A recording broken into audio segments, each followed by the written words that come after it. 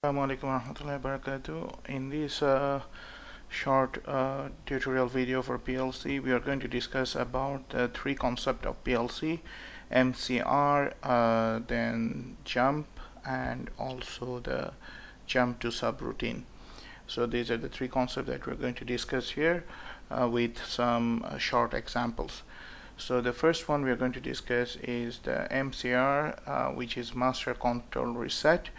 As you know from our earlier lecture, that master control reset, when the rung is true, whatever things are inside the master control reset fence, this is basically the fence. You have master control reset here, you have master control reset here, and whatever inside will act as if there is no fence present.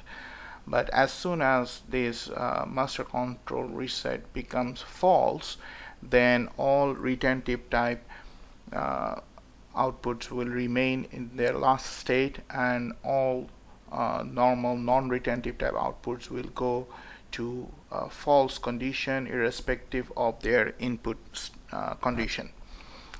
So let's see, let us download this program and see what happens. Okay, let's press OK. And yes, we want to proceed with the download, yes, and we would like to go online as well. Okay, then we put it in the run mode. Yes, we want to go for the run mode. Okay, now let's see what happens. Let us put this initialization button as true, or we can put it as toggle the bit.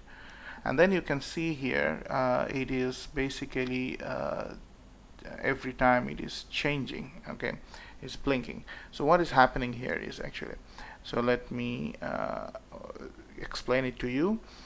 So once you press this this initialization button, so let me toggle it back, then it will be clearer. So initially this is not true, so this is an I02, we use normally closed, so this whole rung is true, so this will cause this internal bit B300 to be true as well, and we press it as a latch mode.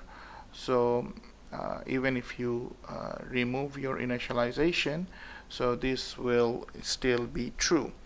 And this will cause this MCR fence to be true, MCR first rung to be true, and this will do this move instruction. Whatever is the value in N70 would be moved to a counter preset value, which is this 4 will be moved to counter preset value, which is also 4. Let us change the value, then it will be clearer. You will see the change. We put this one, double click, and this is N70, so we put this one as, let's say, 5. Okay, so as you can see, it has been changed to 5, but this is not changed. Okay, so because I did not press the initialization. So once you press the initialization, because this will become true, so this will cause the MCR to become true, so everything will work normally. So 5 will be transferred here, but at the same time you can see this I02, which is this one, will become true. Once it becomes true, this will become false. This will become open, which means this rung is no longer true, and this will cause the MCR to become false. So hence the retentive value will remain as it is. But at the same time, this will become false again, and once this is false, this will become closed. So once your initialization is true, so this will again reinitialize this value. So that's why we can see here it is always blinking, because we kept this initialization always true. But in real life it will be a push button, so we will just toggle it, and in only one time it will be initialized, and we toggle back, so you can see it has been initialized to 5, value 5, which has been changed. Now let's say what happened here. So we use this counter for counting something, So actually this should be toggle. Okay, so let's say we have a sensor to count the balls that is coming through a conveyor belt. So let's say we toggle the bit, so you can see it goes up 1. So you toggle it back, and then you toggle it again, so it goes to 2, and you toggle it back. Okay, now let's say in between you reinitialize it with a different number. Maybe your N70 is connected to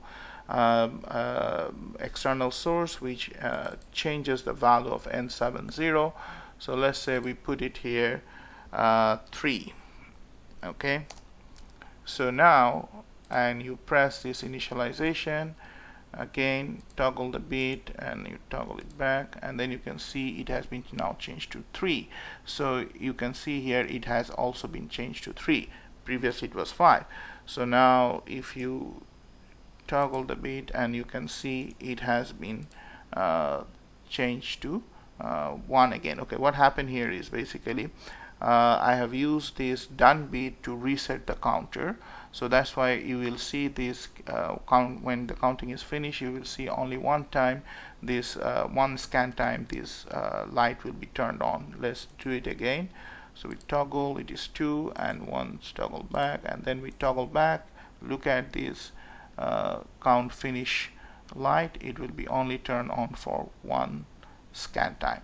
So yes, it is the case, because the done bit was used for resetting purpose. So I have that clarifies the MCR.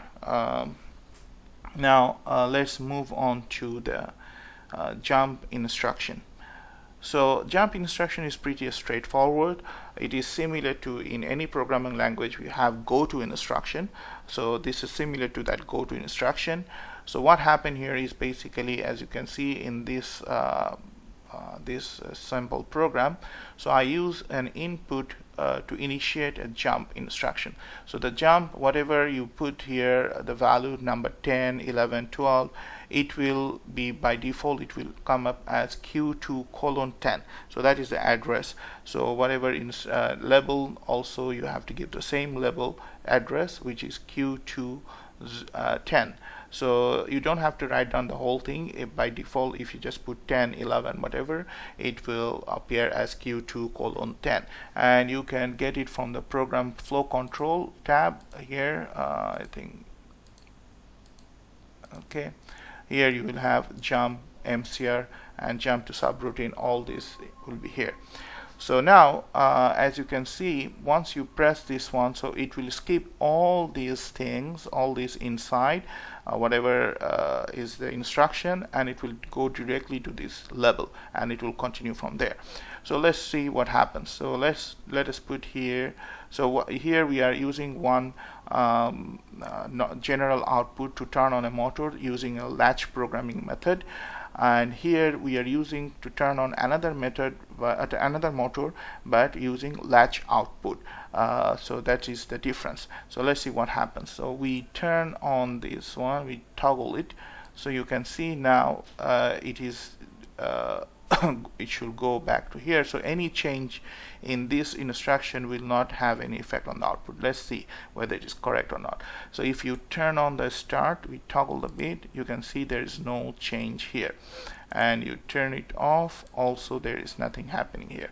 Okay, now let's see what happens to here. So you turn on this latch, and so this motor will be energized, you can see, and you toggle it back, and then you turn this one, so it will be unlatched. So these are momentary contacts, so once you remove your hand, it will be automatically, it will be going back to its original position. Now let's say if this was not toggled, okay, then what happened? Then you can see here, you can press this start button and the motor is started, and you press the stop button, then the motor is stopped, and you toggle it back, and here also it will work as usual. You toggle, so this is the motor is started, toggle back, and then you toggle this one, motor stop, so you toggle back. So this is how this jump instruction works. Okay, now the last one is jump to subroutine.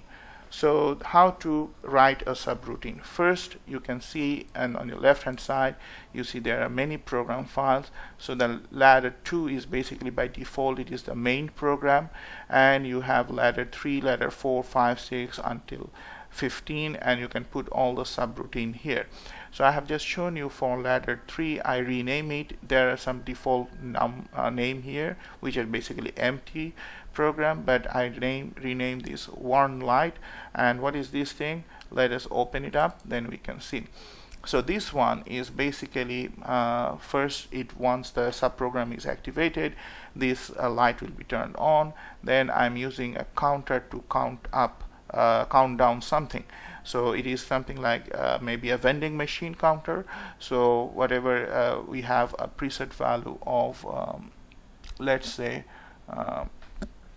1, okay, and as soon as, let's say we put it a little bit higher maybe, so once this accumulator value comes to 1, then it will be done bit will go down and it will be turned on. So let's see what happens. So we put the accumulator value, initial value, to be let's say 5. Okay, so let's see what happened here. Okay, so now if you do not turn it on, so no matter, you see your light is not on, that means your input is not true, so the subroutine is not activated yet. So even if you have this sensor to have some signal, you toggle it, you can see there is nothing changing here in the accumulator value. But as soon as you make it this subroutine activated through this input, we make it force on. Okay, now you see here your light is on. That means your subroutine is now running. This is an indicator. And now you toggle it, then you can see it goes down to 4. Then you toggle it again, it goes down to okay, you toggle back again, and then it goes into 3. Okay, toggle back, and it is 2. Toggle 1. Still the light is on. That means you have still the last can there. And once it is finished, your can is finished now, accumulator is 0. So now you can see it has gone off. So you have to fill in the vending machine. And you can actually, for the countdown, you do not really need a reset button for resetting the counter, because accumulator, for the case of count up, usually you need a reset button. Okay, I think that's all for this lecture. Hope you have understood the concept of master control reset and the jump instruction and jump to subroutine instruction. Thank you very much. Assalamu alaikum wa rahmatullahi wa barakatuh.